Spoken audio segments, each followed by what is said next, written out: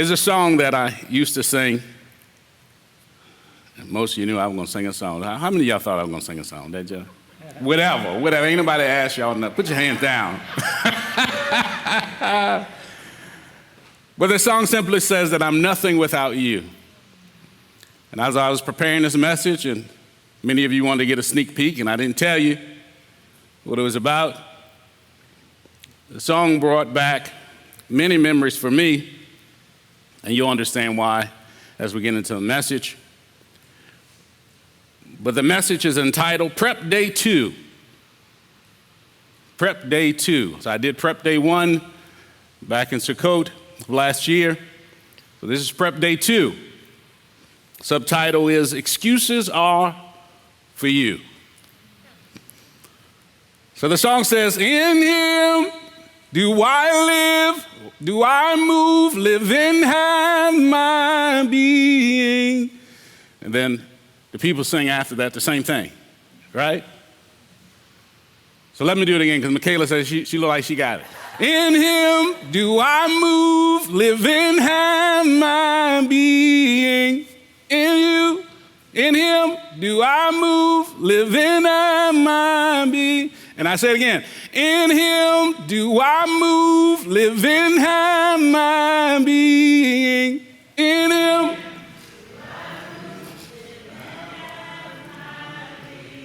In Him do I move, live and have my being.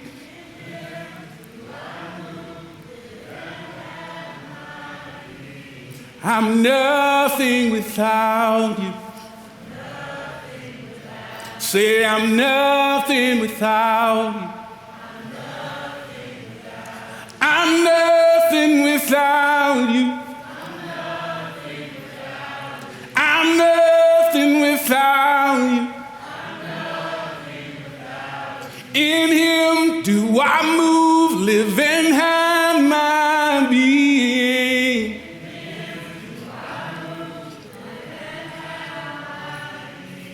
In Him do I move, live and have my being.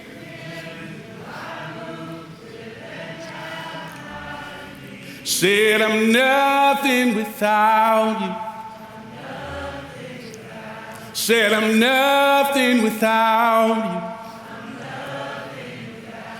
I'm nothing without you. I'm nothing without you. You guys did good. Amen. Amen. We got a whole room of praise team in here.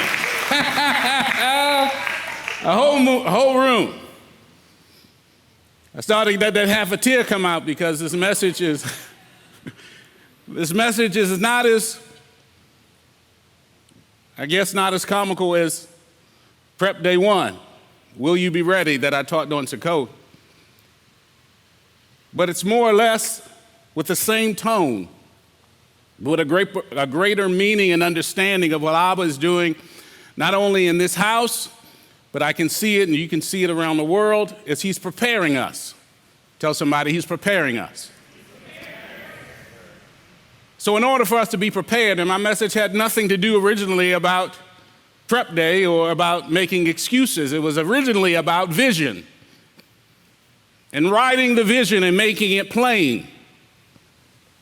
But as I began to study and really pray about it, Abba revealed to me something that I believe He inspired me to speak about that's greater, that's a prerequisite to vision,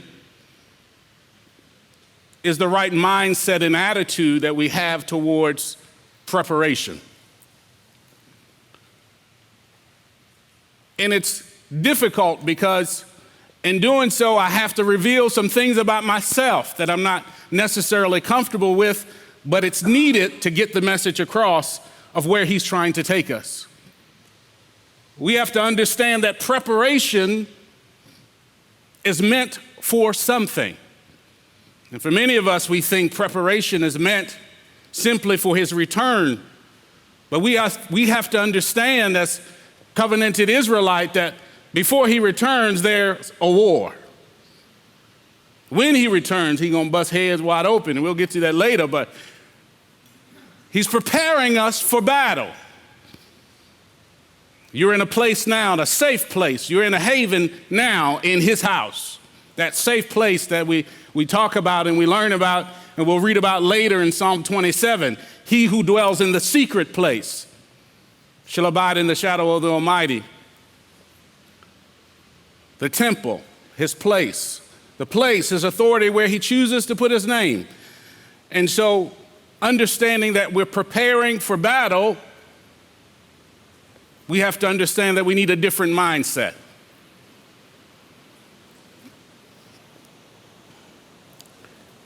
Rabbi has this famous quote. Well, I'm going to quote it. Here's a famous saying. It's his saying. I'm going to quote it. It says, own it, fix it, and move on. A lot of y'all mess it up because I counsel many of you, and you like to say own it, fix it, or move on. That's not it. No, let's backtrack a little bit. Own it, fix it, and move on. Now he says the first two count, the last one really isn't an option. But you can't own it and not fix it. Well, you could own it, not fix it, then we don't want to hear about it. But if you want to fix it, you got to own it. And if you're going to own it, you got to stop making excuses why you can't fix it. Prep day 2. Excuses are for you. Excuses are for you. All right, so a little bit about me. I am what many have called meek. As Rabbi said a few weeks ago, the TikTok we were watching where it was a revelation given or a deeper understanding of this gentleman on TikTok talking about that the meek should be more seen as a warrior with his sword in the sheath. Now, he didn't say warrior, I added that part because I need you to get a mental picture of what I'm talking about. A warrior with his weapon, his sword in his sheath. Meek. Meaning a warrior has the ability to do damage.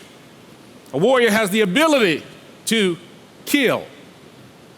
A warrior has the ability to destroy. We got to understand that prep day is coming. And the excuses that you have for not being ready are going to be on your head. So I want you to be ready, but you got to understand that the excuses that you have for not being ready, or you could have for not being ready, is on your head. The meekness. I say that simply because in preparing you guys to get to where you want to be and where he wants you to be when he shows up, takes you to understand a little bit about me. That's why I mentioned the meekness. Many of those that know me from my past, or you guys have heard me say from the mic, I've been in all 3 levels of law enforcement in the police department. Been in the federal police department, state police department, local police department in Baltimore City. I've been in the military, in the Army.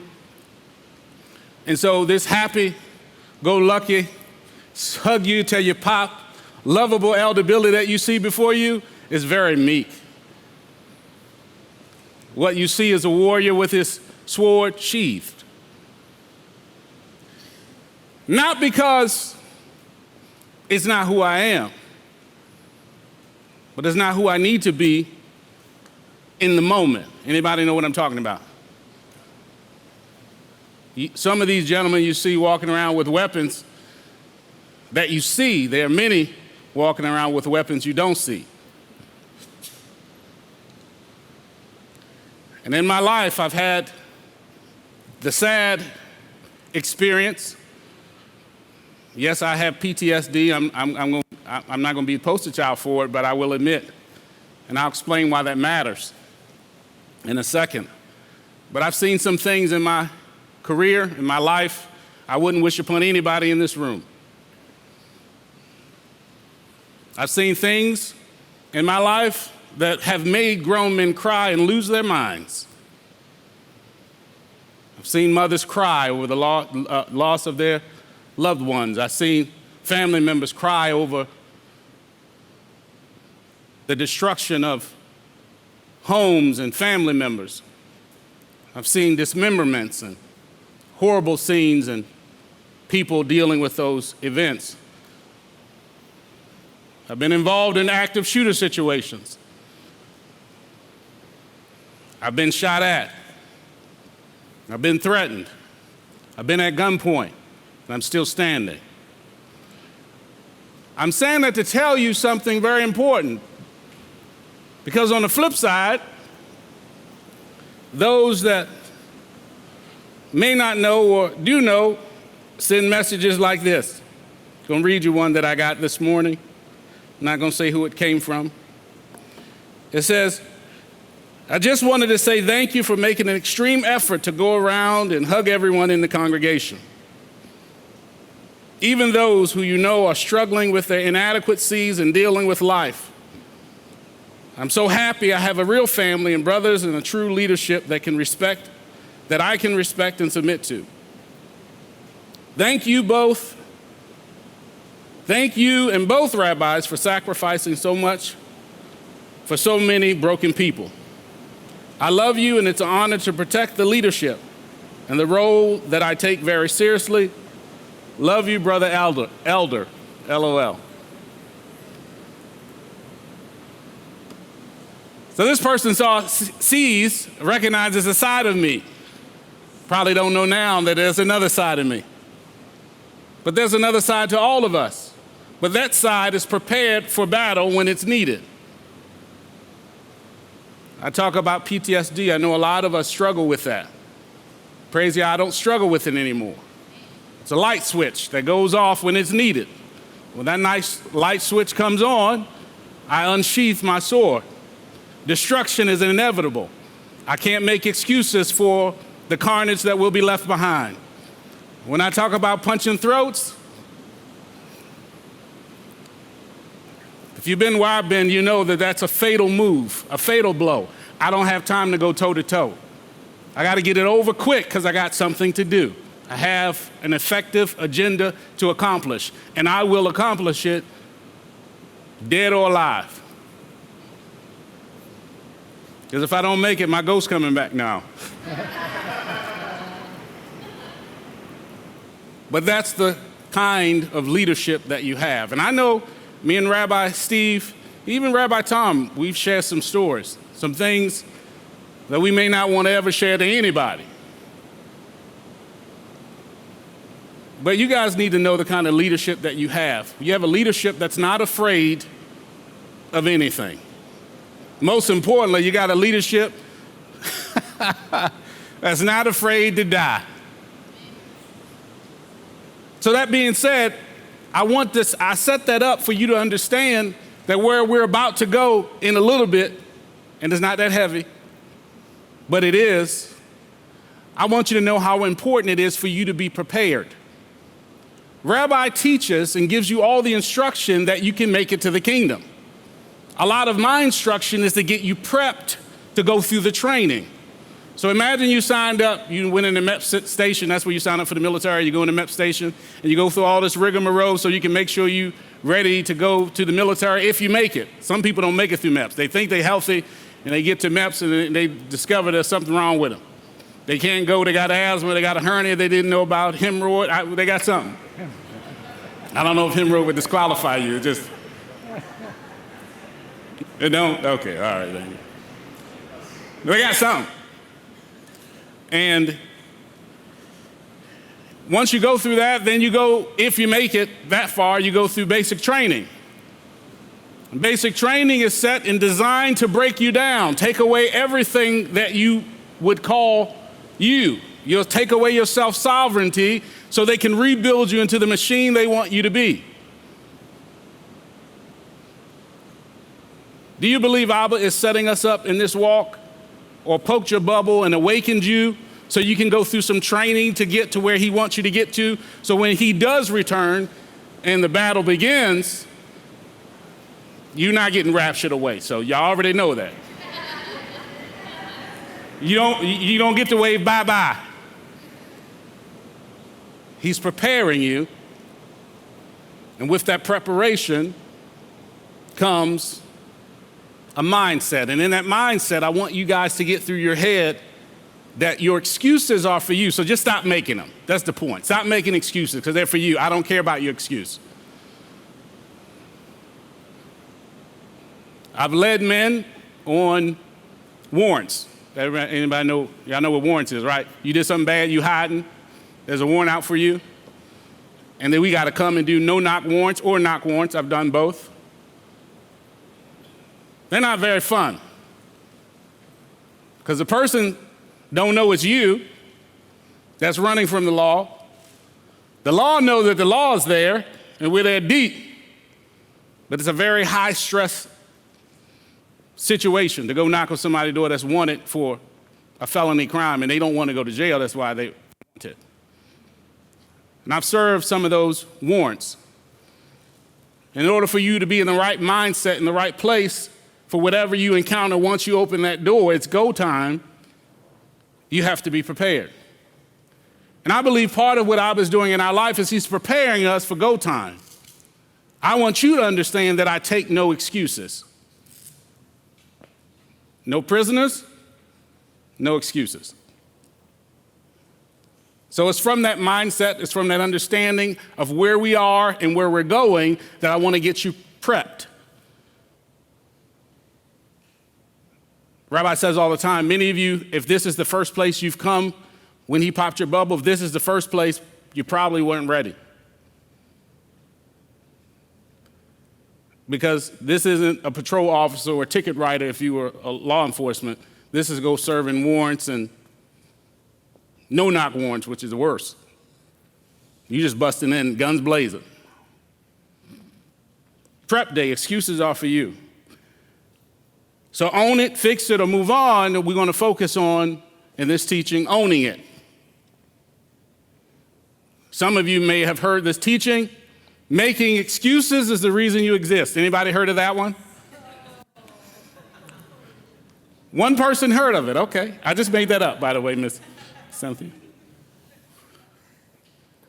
Just see if you were paying attention. Making excuses is the reason. No, making decisions is the reason you exist. What are we preparing for? War. I told you that. And in war, there's no excuses.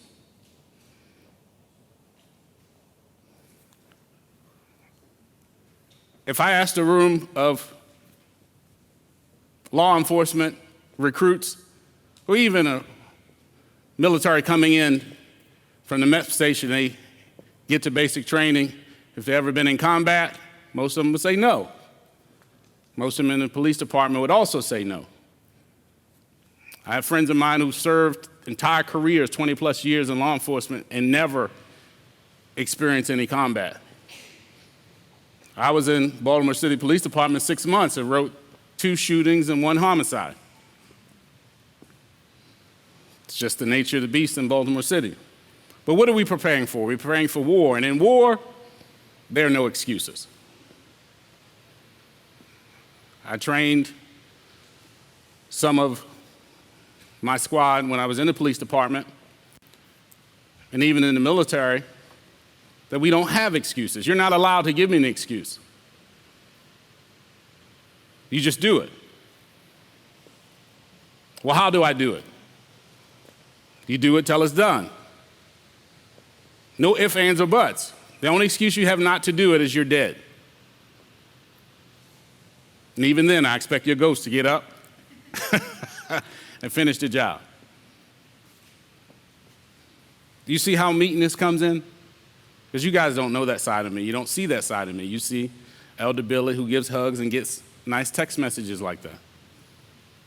Because I don't need it. I don't need that role at this moment.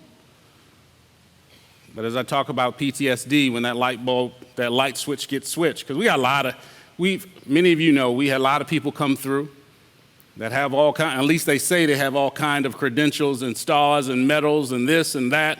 First thing I ask if it comes up to me is, let me see your DD-214. All you military guys know what that is. Let me see your DD-214. Because you can tell me anything. Half the people talking about they ain't never got smacked in the face. They don't know what it looked like. Never had a gun pointed at them or anybody pull the trigger. Don't know what it looks like. So I don't know what's going to happen if something jumps off in here. I'm confident with the safety team that we have. But some of these people that walk through here throughout the years, since I've been here going on 3 years, have toted all kind of credentials and backgrounds and medals and stuff that we ain't never seen. You ask them for a DD-214, you'll never see it. But I know when the time comes to do what I have to do, that's when the PTSD click in. When that little light bulb switch, that little light bulb goes off, the little light switch is activated. I want you to have that mindset. Right now, you're in a place that you should be focused on receiving, restoring, learning, things being revealed, opening up your heart. It's a training ground. The training ground is for when you get out there.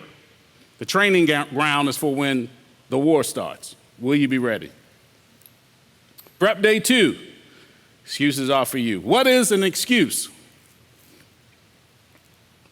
Oxford Dictionary says that an excuse is one of the answers, attempt to lessen the blame attaching to. To lessen the blame or attach it to seek, to defend, or to justify. Oftentimes we get excuses because people don't want to own their mess. It's yours, own it. Men own their mess. And guess what? Real men own their mess, the family mess, the wife mess, the children mess, the business mess, the company mess, the job mess, everybody mess. They just, because that's what men do. And good leaders take that burden of responsibility very, I won't say hard, but we take it with the humbleness that we have, but with a lot of responsibility, because we know the burden. It is a burden. But the excuse is for you. Another example or another definition of an excuse is to release someone from a duty or a requirement. I didn't even see with it. Okay. I'm about to say I didn't even see if the clock started when it ended. But it's still going. All right, we good. An excuse is a poor and inadequate example of something. Excuses.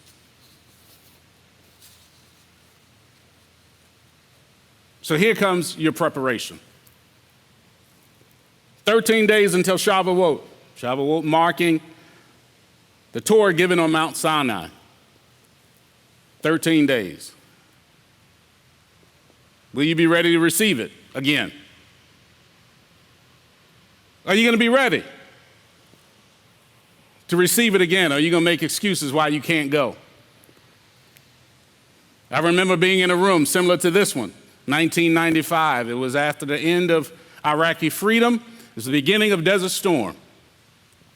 I'm sitting in a room, 18 years old, a battalion room with many people in the room. It was also when Bill Clinton was president, and he had the don't ask, don't tell. You'll understand why in a second. So they say, hey, recruits, we just got out of the MEPS, and we just got through our first initiation. I forgot what they call it when you go in a couple days, 3 or 4 days before you actually go to your group, when they're processing you. The welcome center, it's not welcoming at all. Not at all. You get yelled at, they called your mama name. Well, they used to. I don't know what they do now. Apparently they give you, they can't say bad words. But they sure could say it when I was in. Call you and your mama name, and dare them to say something. You didn't sign your life over now, baby. So in this, we come out of the MEP Center, and I done lost my thought. Andrew, give me my thought back. So we come out of the MEP Center, and the idea of going through the MEP Center is that you're prepared for the experience that you're about to go through. Thank you. And if you don't understand what you're preparing for, when you come out of that place, you might be in a place of disarray. Because little do many of you may not know, when they signed you, when the recruiter came to talk to you about joining the military, what did they do, man? Huh? They lied. They done lied. Anybody ever been in the military and the recruiter didn't lie to them? You just knew you were going to be an Army Ranger or whatever, a Navy SEAL. You're going to be a fighter jet pilot. You just had it all lined up, and only to get out of MEPS after you take the test, they're like, you qualified to be the dishwasher and potato peeler, or they wanted to be nice. If you had a nice recruiter, they'd be nice. They say, well, that job is already full. That one's already full, and so now you got to go be the potato peeler. So my point, thank you, Yahweh, for bringing it back. So my point, I was in the battalion meeting. We all there after getting out of MEPS. We knew what we were supposed to do. We got our assignment. It was boring. We didn't like it. Too bad. You signed up. You can't change it. They made it for you because you signed your sovereignty away. We get in this big meeting hall, about 300 and something people in the meeting hall, and they said, hey, recruits, so your training, I think, was 16 or 17 weeks for basic training. They said, we're moving your training up. It's going to be 4 weeks because all of you are getting shipped out to Desert Storm. So they accelerated training from 16 weeks. And whatever they were supposed to teach us in 16 weeks, they said, we're going to teach you in 4 weeks, a month, and all of you are going to war. Nobody signed up to go to war. In that room, I saw men get up.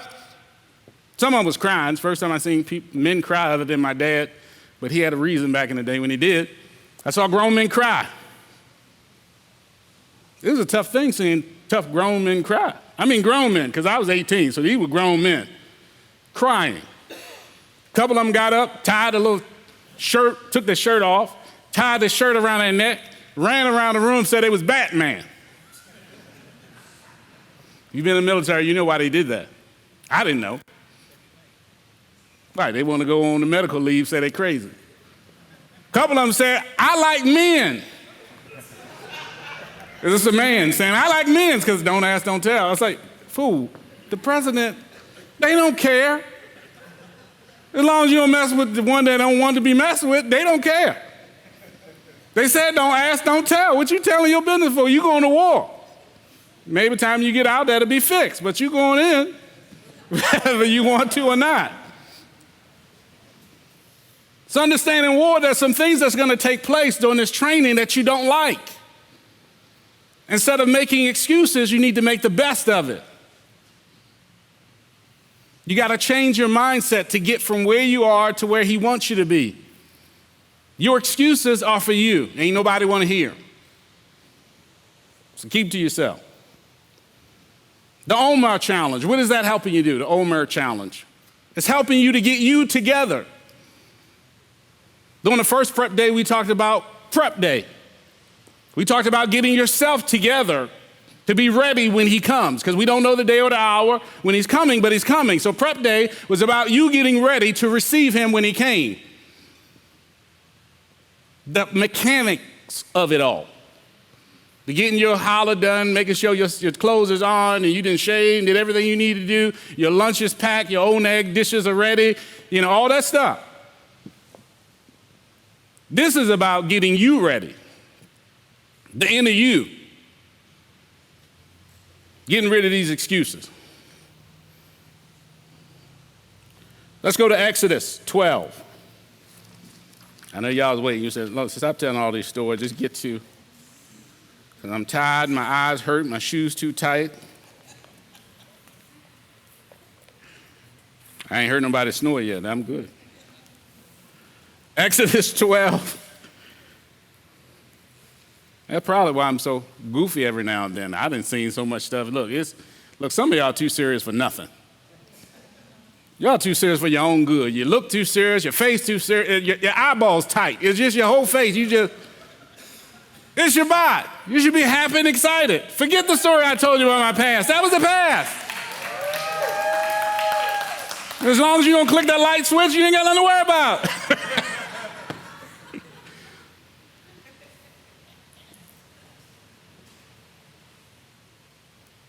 Prep day. Excuses are for you. So Exodus 12:31, we're just going to recap a little bit. The first teaching was Prep Day. Will you be ready? You can go back on YouTube and watch that. This is going to follow that one at some point. We're going to start at the 30, Exodus 12 and 31. Then he called for Moshe and Aaron by night and said, "Arise, go out from the midst of my people, both you and the children of Israel. Go serve Yahweh as you have said." Now, who is this talking? Pharaoh. There you go. All right. I'm sorry. Y'all catch up sooner or later. Don't you worry about it. Somebody got it. "Take both your flocks and your herds as you have said, and go. Then you shall bless me too." The Mitzrites were strong on the people to hasten to send them away out of the land, for they said, "We're all dying." And the people took their dough before it was leavened, having their kneading bowls bound up in their garments on their shoulders. And the children of Israel had done according to the word of Moshe, and they had asked for the Mitzrites objects of silver and gold and garments.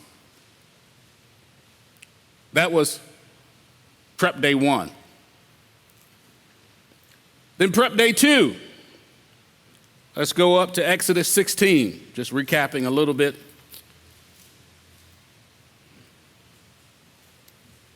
Exodus 16:1, "And they set out from Elam, and all of the congregation of the children of Israel came to the wilderness of Sin, which is between Elam and Sinai, and on the 15th day of the second new moon after their going out of the land of Mitzrayim, and all the congregation of the children of Israel grumbled against Moshe and Aaron in the wilderness. And the children of Israel said to them, 'If only we had died by the hand of Yahweh in the land of Mitzrayim, when we sat by the pots of meat, and when we ate bread to satisfaction.'" They were not eating bread to satisfaction. They weren't sitting by pots of meat. You see how people lie, they're lying to their own self. Do you know the excuses that half of us make are just drama and negative energy and emotion to other people? Shut up. Oh, that's one? Some of you be crying and complaining, falling, grumbling, and mumbling and everything because you don't want to do it. Then everybody around you hear your nonsense, and then they want to jump on the bandwagon. I will smack all 12 of you. And I can't smack nobody. Rabbi said, "Not yet."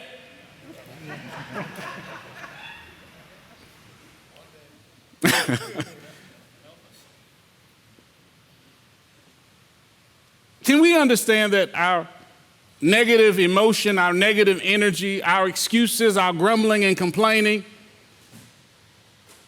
is reflected towards him? It's not reflected towards us. Talking about leadership. We're doing what we believe Yahweh told us to do.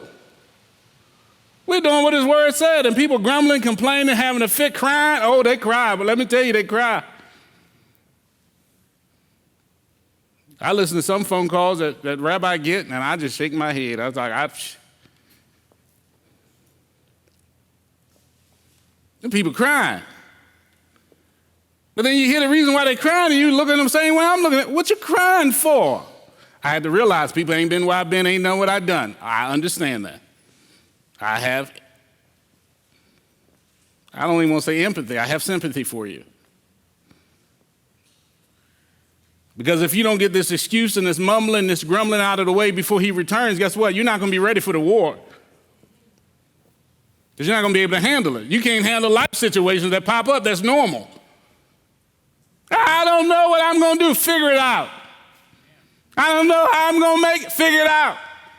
You still breathing, aren't you? Get up and do something about it. And don't call me till you fix it. That's how I feel. And every now and then it sneak out a little bit. And the rabbi got to come over. I think he's coming over to correct me. He coming over and say, "Yeah, you got it. You understand." Oh, yeah, I understand. A couple of them, I'm going to give them these four knuckles across. We're trying to prepare you for war. We're not trying to prepare you to peel potatoes. We're preparing you to fight. So they grumbled and complained and then lied on their own self. Verse 3, and the children of Israel said to them, if only we had died by the hand of Yahweh in the land of Mizraim when we sat by the pot. They weren't sitting nowhere. They sat by the pots of meat. Y'all was slaving in the hot sun making bricks. What are you talking about sitting by pots of meat? We ate bread to satisfaction. That's a bunch of lazy people right there. They done made up something, they starting to believe it. For you brought us out into the wilderness to put all the assembly to death with hunger. I guess that leeks and fish, whatever you had back in Mizraim, that must have been good to you. That sounds like all the recruits that they're trying to get self-sovereignty out of them so they can make them a soldier. Verse 4, and Yahweh said to Moshe, see, I am raining bread from the heavens for you. The people shall go out and gather the day's portion every day in order to try them, whether they walk in my Torah or not. Trials come, situations come, life situations happen. Are you going to grumble and complain? Want to go back to where he brought you from? Or are you going to stick it out? Understanding he's trying to see if it's in your heart or not to keep the Torah. That's why Rabbi gets up here and smack some of you mindsets around, because he doesn't want you to go back. He doesn't want you to go back to the muck and the miry and the lies, not the people, the system that it came from. Because some of you believe in the excuses of yourself or other people that you had when you were eating to satisfaction. And everybody loved me. And everybody gave me hugs. I'm a warrior, I give hugs. I'm a warrior, I also destroy. There's a balance between the two. Every good leader knows how to balance that out. I'm going to smack you and love you at the same time, or I'm going to love you, then smack you, and then build you up and give you a hug. So I need you to know that I love you, and because I love you, you got to understand that even when the harshness comes, that's why I can take what some of you think is so harsh from Rabbi. He's so harsh. No, he loves me. He loves you. If you receive it the right way, you'll get what Abba intended for you to receive from it, which is the instruction. You miss it. I don't want the instruction because he yelled at me. And I listen to people while they're crying. Stop this crying. Oh, my gosh. I'm not saying you can't legitimately cry for something you need to cry about. Please. But you guys cry. I can't find no job. Well, move. I can't move because two of my toes fell out. You got excuses. Well, where's your two toes? They're in my other shoe. No, I mean, it's funny, but that's how we feel sometimes. People are crying and complaining and crying. The excuses are for you. Keep them to yourself. Tell us how you made it over after Yahweh provided, after he showed up and made a way. But he's trying to see if it's in your heart to do it or not. We got to make sure we're ready. And we got to make sure that we're owning the choices that we make. I wrote this and I had to look it up. It says, a hard head makes a dead behind. You can understand from my background why I said that, right? But I had to look up because I'm from the city and my family, a little country. So my wife corrects me about my English all the time. That's my English teacher, tutor, my wife, and her friends. And so I looked up behind because, ebonically or southernly, whatever you want to call it, from the country, the saying was hard head, soft behind. B-E-H-I-N-E. Stop it, Mr. Grover. That's what I thought it was. So I typed it in Google to see what. There was no word to be found. Behind. That is not a word. Just so. Don't try it on Scrabble, you will lose. That's not a word. It's behind. And I knew behind mean behind. I knew what it meant. But I always thought the word, until I typed it in Google, was behind. Because I got some country folk in my family, and I was raised with country folk. So when I looked up behind, like behind and behind, B-E-H-I-N-D, when I looked it up, third down the list said buttocks, and that's what I wanted to be. That's what I was talking about. It said buttocks. So I knew I had the right word. I said all these years, for 46 years, I thought it was behind, and it's behind.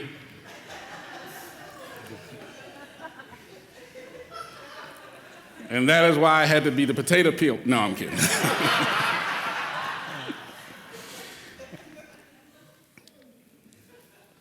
Excuses are for you. Stop making excuses. Y'all gonna be laughing and giggling and gonna be left out.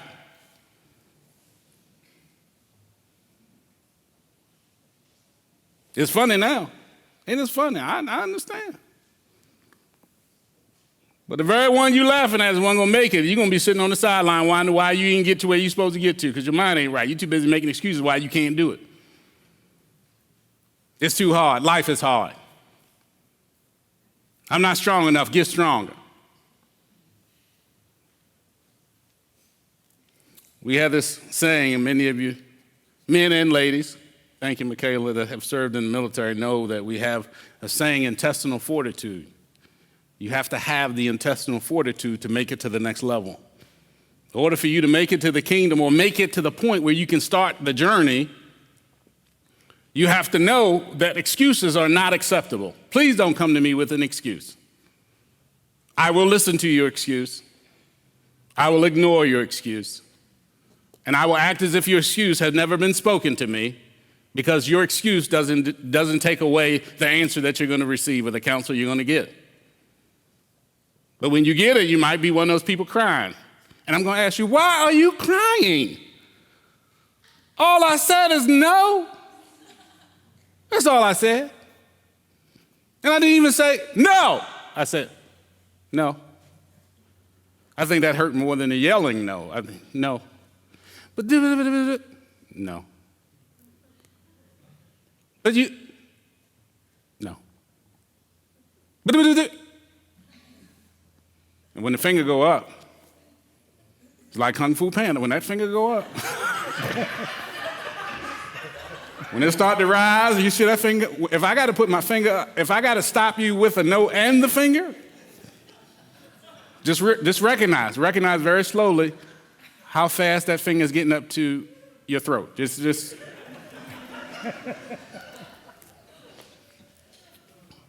Then Rabbi comes in and rescues me off the phone. Okay. It seems like we as Israelites are especially good at making excuses. Sometimes we make excuses to try to keep from hurting someone's feelings. Sometimes we have excuses to avoid responsibility for our actions. We're going to blame everybody else. Is this person's fault? Is that person's fault? Anybody know anybody like that? I'm the only one. Okay, all right, it's us, me and you. All right. I think all of us know one. We just don't want to talk about it. We making excuses in our own mind. Let's go to Genesis 3. Since ain't nobody know, I'm going to take everybody there. We all going to go together. Genesis 3. Anybody know nobody making excuses? They ain't made excuses in the beginning of time. They're still making excuses. Half of you making excuses why you can't turn to the page. You know what I mean?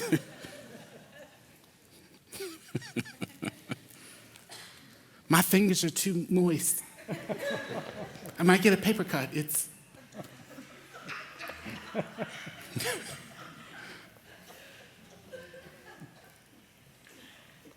My Bible's too heavy to word.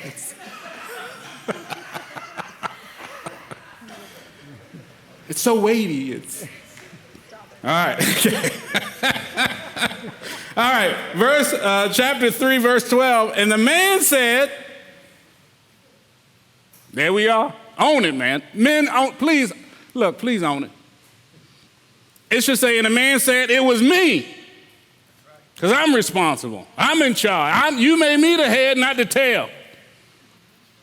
The lender, not the borrower. It's me. It's me. It's me. It's me. You looking for you? I done went out my line. It's me. That's how you should be when you're defending your bride. It's me. I did it. You got something to say? Come talk to me. I got 4 for you. Come on. It was your child. It was me. It was your wife. It was me. It was your job. It was me. Your sister, cousin, mother, father. It was me. Verse 12, and the man said, the woman you gave me,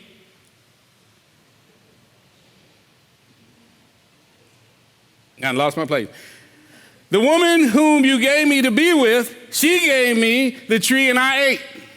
The very first excuse recorded in biblical times. Is a baby violin? I know. The woman you gave me. Men, come on. Look, I done said it already. Own your stuff. Own everybody that's under your authority stuff. You can deal with them later, but in the moment when you got to deal, when you got to answer to the authorities, you should be answering on behalf of your family. Now, we know when we get to the kingdom that it's all up to us. It's every man for themselves. But while you're on this earth, the responsibility of your household rests on you if you're a man. Amen. Do you know the great amount of responsibility and burden that's on Rabbi Steve's shoulders because he's responsible for all of you and all of the other 30 million, however many it is, congregations around the world?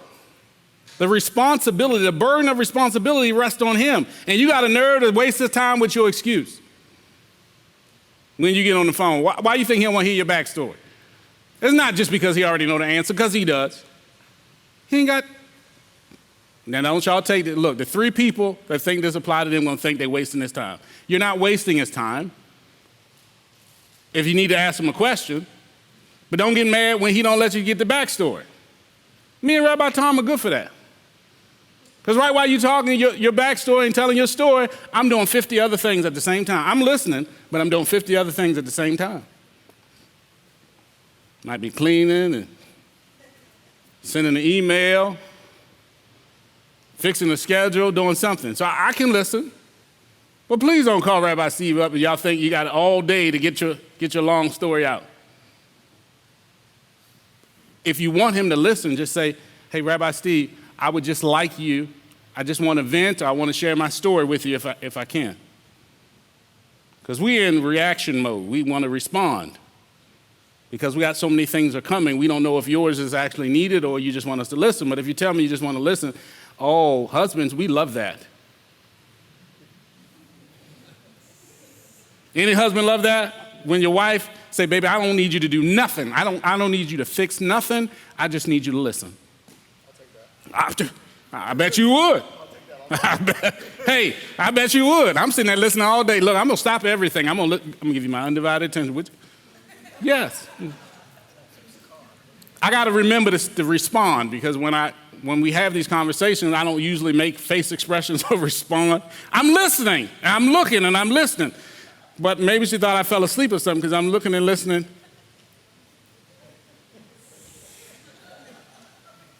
And she said, babe, yes? Did you hear what of course, right? We didn't say anything. So now I got to say, I'm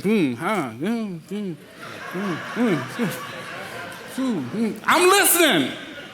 But I don't know how to listen and make sounds when I listen. I don't.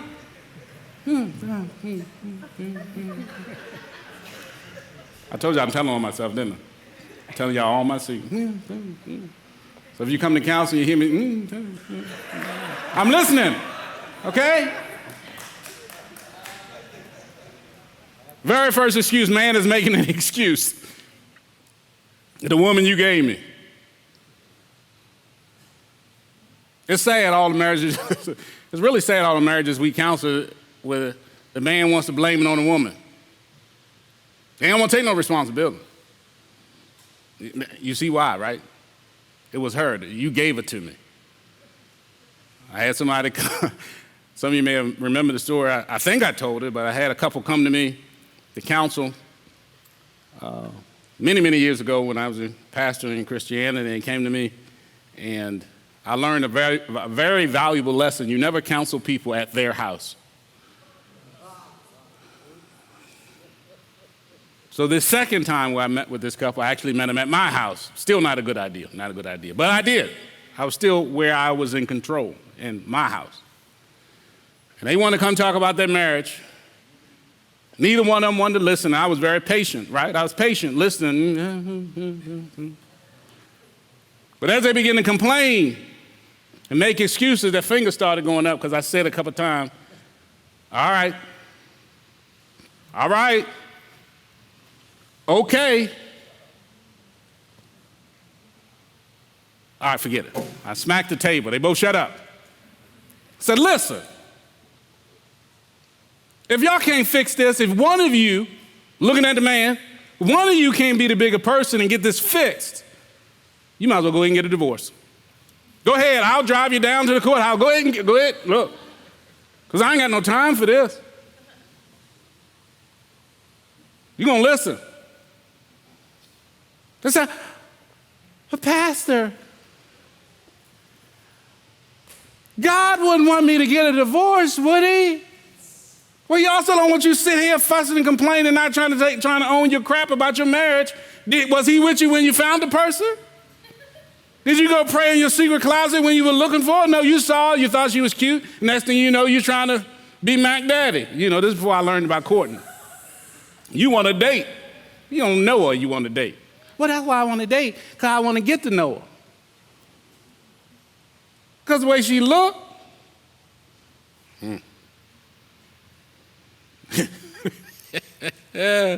How many of you have been there? It looked good. Well, it was horrible when you got to know it. It looked good from a distance, whatever it was, it looked good. Applied to any area in your life. It looked good from a distance. They open their mouth and have a conversation. Like, oh, no, baby, this ain't. No, never mind. I was, you know what? I thought you look like my cousin. I thought,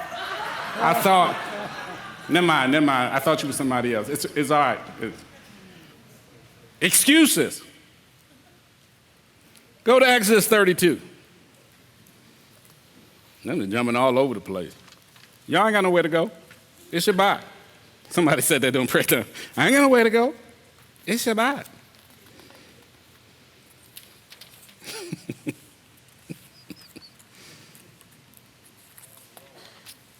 Gotta mess half of you up. Ain't none of y'all gonna be mad. Y'all making excuses right now. 32, he just had us, and now I got.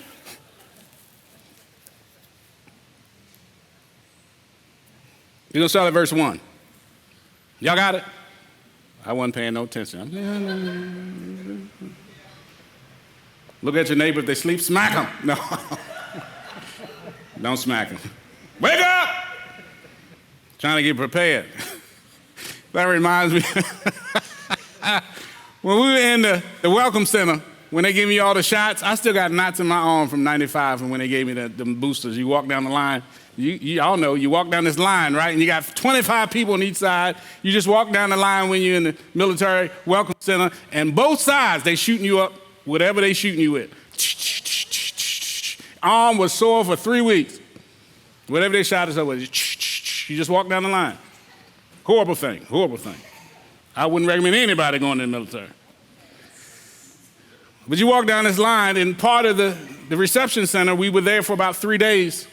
And from the time we made it there to the time we end, they did something we didn't know they were doing, was sleep deprivation training. They kept us awake more than 24 hours while we were there. No sleep. When they set you down to do something, you couldn't do it no way. You was exhausted. They would smack the table or something, or smack the board so you can wake up.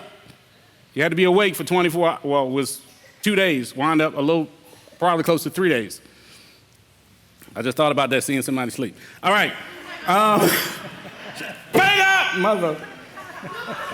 I didn't say, what? I didn't say nothing. Y'all know I don't say bad words. Only in my dreams, as real as it may seem. Okay, all right.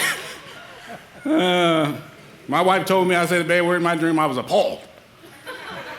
Not me. I don't say bad word. What? I'm dignified and meek and humble. She said, babe, you said a bad word. I said, no, I didn't. She said, really? I said, of course not. She said, okay.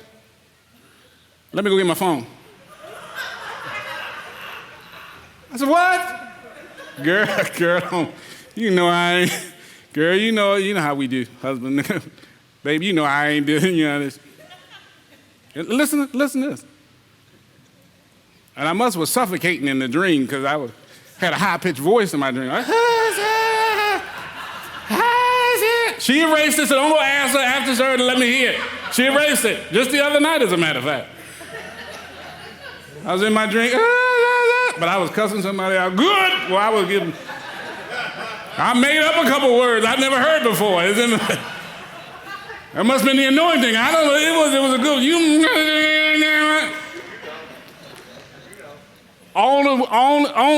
To only get to the end of the recording and hear it was over a breakfast sandwich. True story. I didn't cuss somebody out over a breakfast sandwich. You know that's not me. I'm getting strangled, can't breathe, and everything. I said, sucker, okay.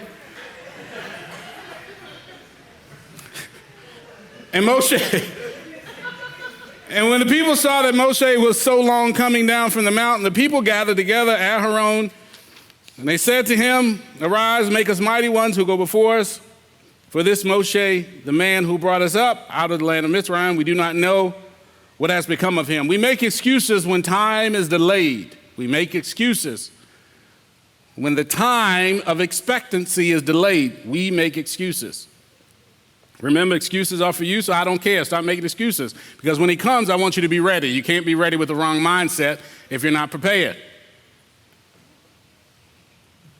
So he makes a interesting point, and I'm looking at the time. I don't got time to go into it very deeply because it's part of the excuses, but he makes an excuse that the calf just came out the fire, just walked out.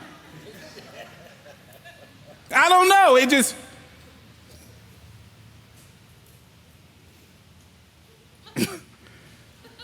I got to read it because some of y'all ain't never heard it. Rabbi teach it. Y'all going, all right. So rise, make us mighty ones who will go before us. I'm in verse 3. For this Moshe, the man, was brought up out of the land of Mitzrayim. We do not know what has become of him. So now they're scared. Or they're happy, and we will find out later. And Aaron said to them, take off the golden earrings which are in the ears of your wives, your sons, your daughters, and bring them to me. So he initiated this, okay? And all the people took off their golden earrings which were in their ears and brought them to Aaron. And he took this from their hand, and he formed with it an engraving tool. Wait.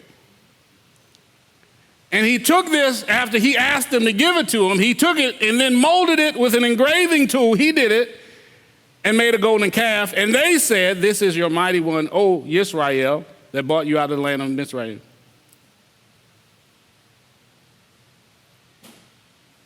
Does it sound like to you that he made the golden calf?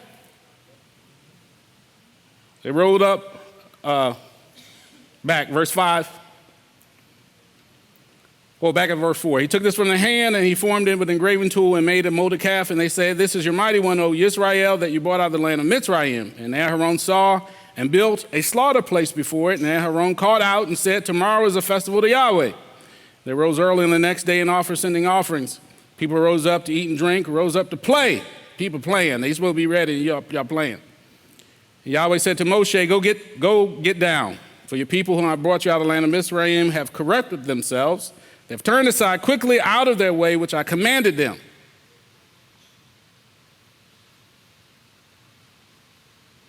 Some of y'all only Torah-pursuant on Saturday.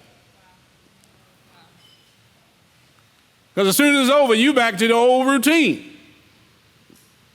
You're not Torah-centric. You're not leaving Shabbat like I teach on prep day, will you be ready? You're not waiting until sundown on Saturday to start preparing for the next Saturday because it's your lifestyle, not just something you do. This isn't a social event that you just come to because that's where all your friends hang out at. This ain't Pinochle Club and the book club and the Jim Rummy Club. No. Torah-pursuant is a lifestyle, which means 7/24. But some of us, when Shabbat is over, or when the authority, the leadership leave the room, then all of a sudden, all the playing comes out. That's when you decide to eat, drink, and rise up, and you start playing. Talking about stuff that ain't got nothing to do with Shabbat. And Yahweh said to Moshe, 8, they have turned aside quickly out of the way which I commanded them. They have made themselves a molded calf, have bowed down themselves to it and slaughtered to it, and said, this is the mighty one, O Yisrael, who brought you out of the land of Mitzrayim. And Yahweh said to Moshe, I have seen this people and seen it is a stiff-necked people. Now let me alone, that my wrath might burn against them, and I consume them, and I make you a great nation. But Moshe, as leaders will do, pleaded with Yahweh, his Elohim, and said, Yahweh, why does your wrath burn against your people, whom you have brought out of the land of Mitzrayim with a great power and with a strong hand? The rabbi teaches that this was a test for Moshe.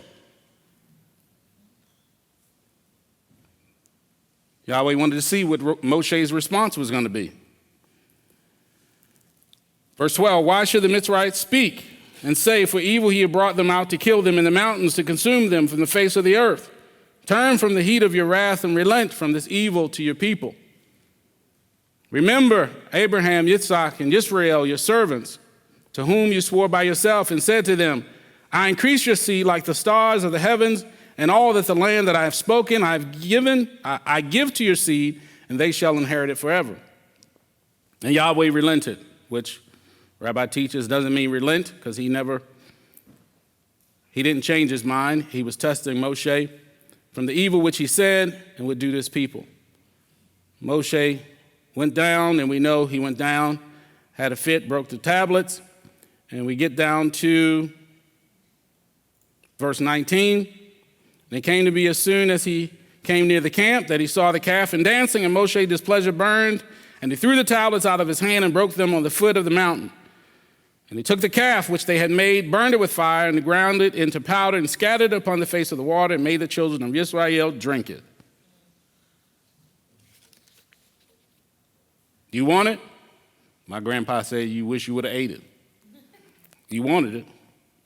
And Moshe said to Aaron, what did this people do to you that you have brought so great a sin upon them? And Aaron said, do not let the displeasure of my master burn. You know the people that it is in evil. And they said to me, make us mighty ones who go before us. For Moshe, the man, brought us out of the land of Mitzrayim. We do not know what has become of him. He's making excuses. We heard he asked for the earrings. We heard in the jewelry. He had the engraving tool. He made the molded calf. He didn't just walk out the fire. He made it. Do you think some fear had something to do with that? He was afraid? Yeah, I'm sure. Should have been. And he was afraid.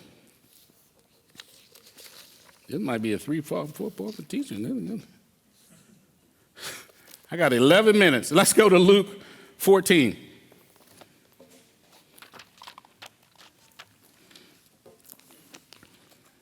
The Gospel of Luke. And we're going to start at the 15th verse. Am I missing? No. See, I need to lick my fingers or something. Talking to myself.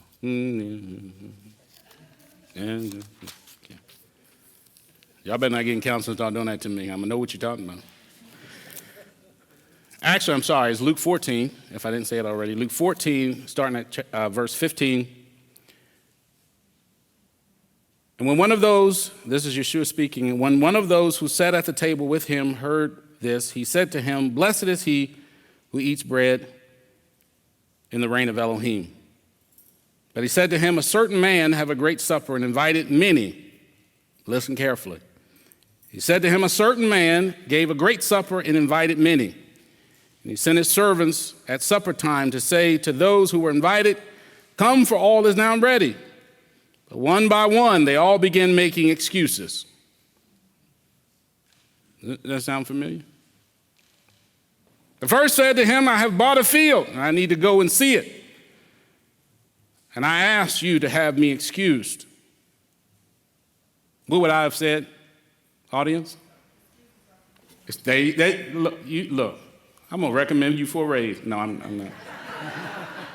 Excuses are for you. 18, but the one, 18, but one by one they all began making excuses. The first said, I have a field, okay. 19, and another said, I have bought 5 yoke of oxen, and I'm going to try them out. And I asked for you to have me excused. And another said, I've married a wife, and because of this I'm unable to come. The servant came and reported this to the master. Then the master of the house, being wroth, he mad, said to his servant, hurry out into the streets and the lanes of the city and bring in here the poor and the crippled and the lame and the blind. And the servant said, Master, it is done as you commanded, and still there, is room. The master said to the servant, go out into the street corners and hedges and compel them to come in so that my house is filled. For I say to you that none of those men who were invited shall taste my supper. For I say to you that none of those men who were, taste my supper. 25, and the large crowds were going with him, and turning, he said to them, if anyone comes to me and does not hate his father and his mother and his wife and children and his brother and his sisters and his own life too, he is unable to be my taught ones. Excuses are for you. This is Yeshua saying, unless you're willing to leave all of them and deny yourself, you can't be my taught one.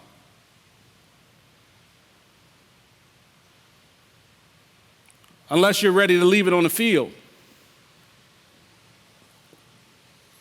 Unless you're ready to give everything.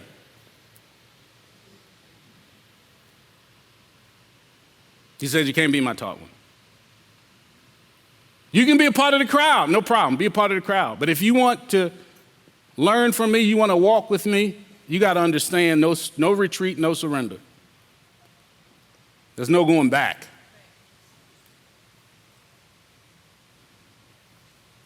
Abba popped your bubble, called you out, brought you to a place. Are you ready to surrender or you got excuses? Oh, he too mean. Oh, he raised his voice. All of that is relative.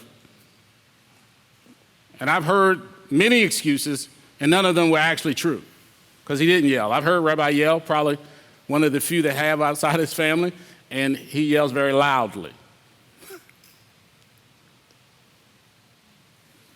He ain't yelled at nobody.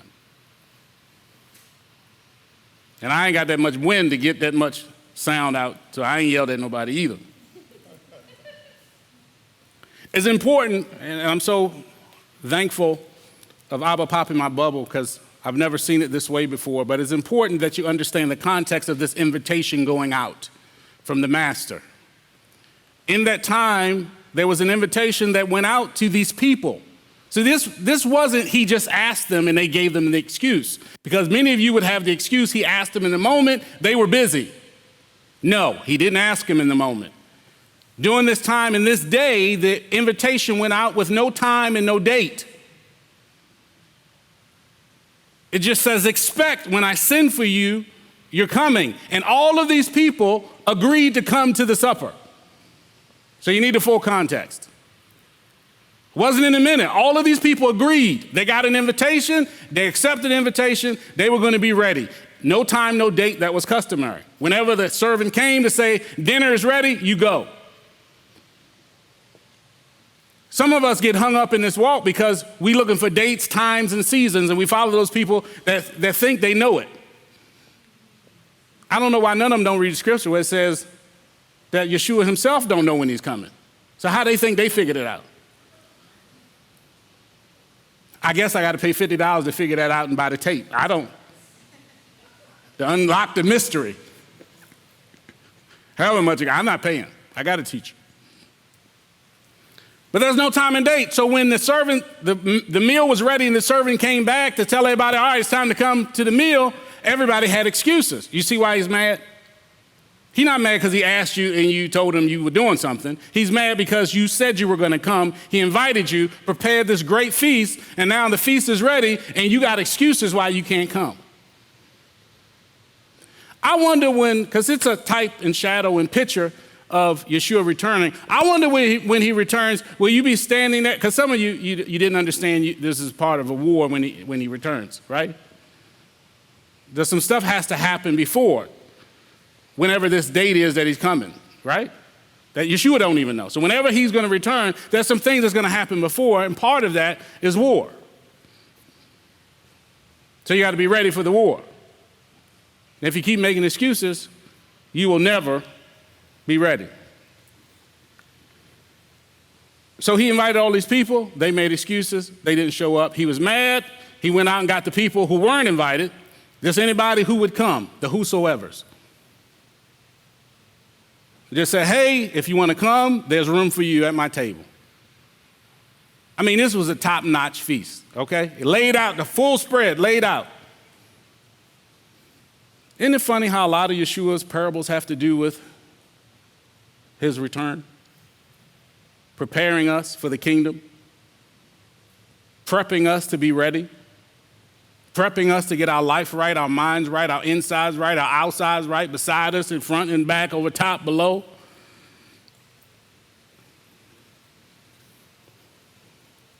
It's prep day. Prep day 2. Excuses are for you. I ain't got through I don't got through 3 papers and I got 6. Okay, all right. No problem. Roll with it, baby. Oh. All right, go to Psalms 27. I'm going to end there.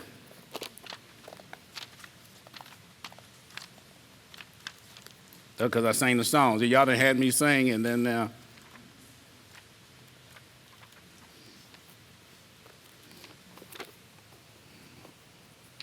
very familiar passage of Scripture.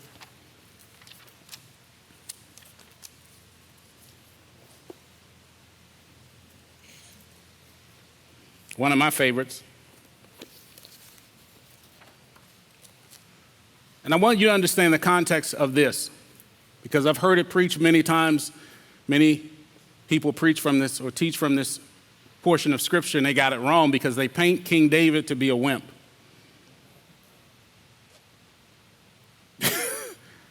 Look, King David, one of my mentors.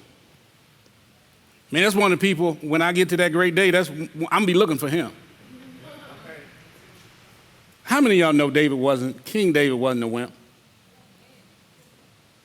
But some people, because of this passage, because he's crying, not in the sense of crying, but he's pouring his heart out. And so oftentimes people, not understanding the context, tell the story out of context. He is in a battle. He is encamped. The enemy is all around him. He has the likelihood that he is going to perish. But as he said when he conquered Goliath, if God be before me, if Yah be before me, he will deliver us. This is the same King David that when he was 14 conquered Goliath. When the king of the time didn't want to step up, he made excuses because he was so big. But I was excited as a kid hearing this story because they said that David went and got a slingshot because the armor and the sword was too heavy. He went and got the slingshot, and he went and got 5 smooth stones. And nobody ever told me why he got 5 smooth stones, because he only needed 1 for Goliath, but he needed the other 4 for his brothers. You know, I can see him. I can see David standing for the giant. They want to paint him out to be a wimp. 14 years old, lion, giant, and the bear. He didn't kill them all with a little smooth rock. But he knew Yah was with him. He says it here, verse 20, Psalm 27. Yah is my light and my deliverance. Whom shall I fear? Yahweh is the refuge of my life. Whom should I dread? When evildoers come against me to eat up my flesh, my adversaries and my enemies, they stumble and fall. Though the army encamps against me, my heart does not fear. There is a literal army around him. Can you stand without excuse, being encamped by an army around you? Can you still put all of your Messianic faith and trust in him while the army is around you? Can you still do what it takes without excuse? No retreat, no surrender, while the army is encamped around you? But they paint him to, somehow, some people paint him to be a wimp in this passage, or he's crying. No, he's pleading. And yeah, there's a back and forth emotion. He has emotions. Guess what? I got all 4 colors on the spectrum. I don't know which one comes when the light bulb switch happens, but I'm sure it's red. Verse 2, when evildoers come against me to eat my flesh, my adversaries and my enemies, they shall stumble and fall. Though an army encamps against me, my heart does not fear. Though battle comes up against me, even I will be trusting. One matter of Yah, this I seek, to dwell in the house of Yahweh all the days of my life, to see the pleasantness of Yahweh and to inquire in his hekel, in his temple. So he said, no matter what happens after this moment, because the enemy is here, clear and present danger, the enemy is here. One thing, I'll be confident, I have no fear. You know one thing that makes you fearless? What makes anybody fearless? I think I fit in that category. I say all the time, I'm fearless. You know why I'm fearless? I'm not afraid to die. So what can I be afraid of? What am I afraid of? Nothing. But Evangeline, that's my mom. When she get that finger, come on that finger. Yeah. David didn't fear. He had no fear. He knew Yah was with him. Yahweh say that David was a man after his own heart. To dwell in the house of Yahweh all the days of his life, to see the pleasantness of Yahweh and to inquire in his temple. He knew his safe place. Many of you found your safe place here. David knew where his safe place was. He said, for in the day of evil, he hides me in his booth. In the covering of his tent, he hides me. This gets good right here. This is for all you people that I'm just going to say it, and if it fits, it's for you. If it doesn't, you might have to explain it later to your children what it meant, if they're still here. On a rock, he raises me up. The next, and now my head is lifted up above my enemies all around me. He's not saying it in a spiritual way. He's saying it as a warrior.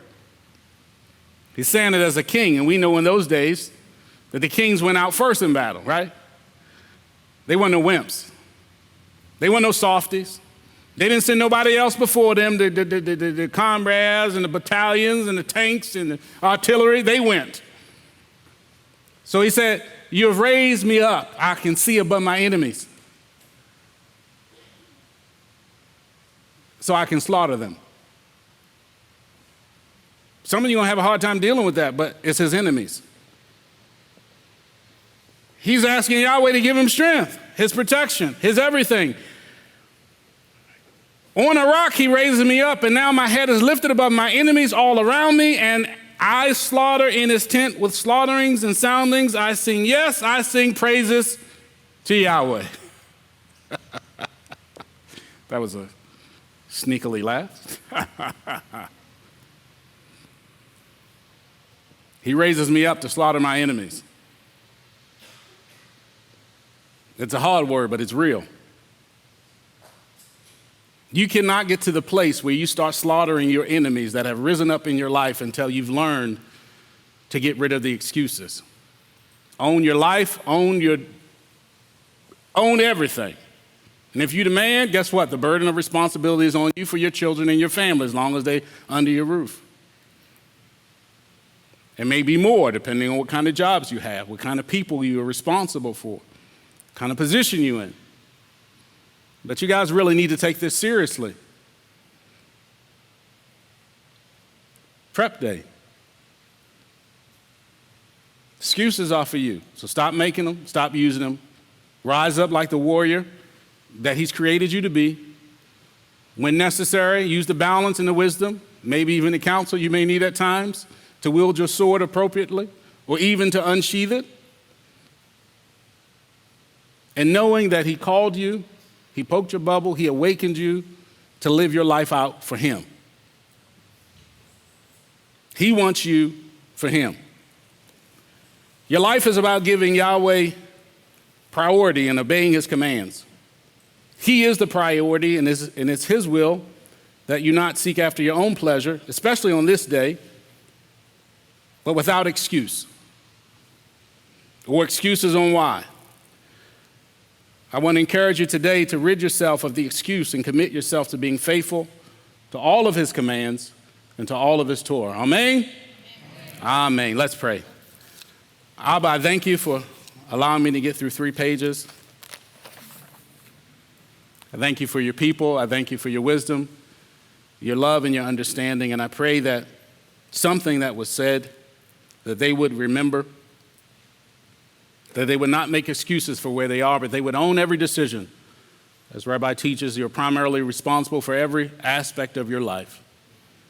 We pray that that would become real, that they would take responsibility for their actions, take responsibility for what's done through their hands, through their feet, where they go, what they listen to, what they see.